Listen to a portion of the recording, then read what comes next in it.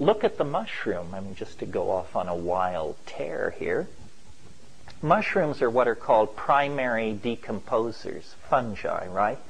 Means they only live off dead matter. Now, vegetarianism is held up as a spiritual ideal, but compared to the strategy of mushrooms, vegetarianism is an orgy of mass death on an appalling scale. So if perhaps the mushroom is essentially Buddhist in its approach, notice how non-invasive of the world of matter the mushroom is. It forms a diaphanous network through the soil as tenuous as cobwebs, and yet filled with neurotransmitters. And you may remember from last year, it was discovered that the largest organisms on this planet are mushroom mycelial mats.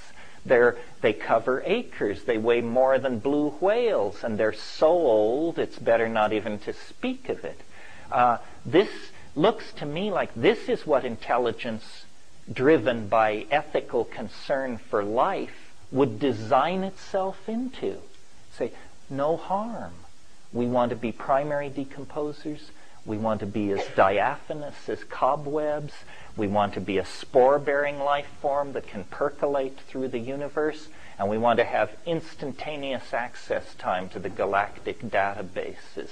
This is what the mushroom looks like. I can imagine a scenario like this. A spore-bearing life form somewhere in the universe. It does everything with the technology of DNA.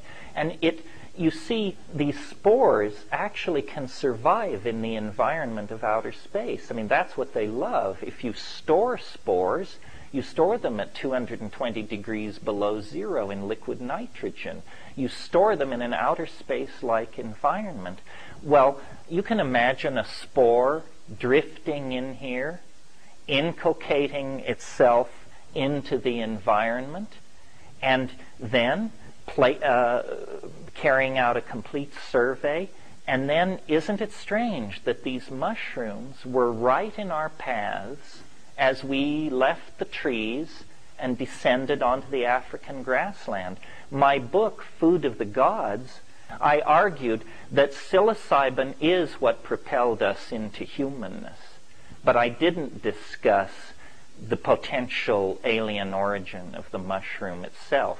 I just said there is an X factor in human history. Something caused the human brain size to double in about 1 million years. No straight anthropologist or evolutionary primatologist has a clue as to what it was. And I think that psilocybin is like an enzyme for cognitive activity, and that it coaxed out of us language, theater, art, religion, poetry, all of these things, and it created a kind of partnership paradise, a role-appropriate, sexually balanced, gender-honoring, child-sensitive, nature-sensitive civilization. And that all fell to pieces about 15,000 years ago, and we have been on, a death march into hell ever since. As soon as you get agriculture, you get surplus. That gives you haves and have-nots, and the need to beat out the brains of people who are not in your social group because they're trying to get at your grain storage. Agriculture means the end of nomadism. It means sedentary populations. It means cities.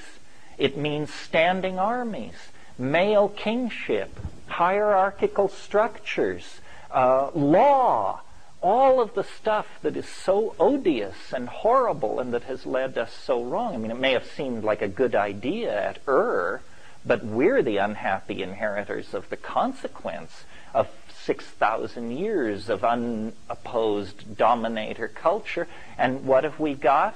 A shattered atmosphere, toxified oceans, schizophrenic populations, and mendacious politicians. This is not what our parents raised us for, folks.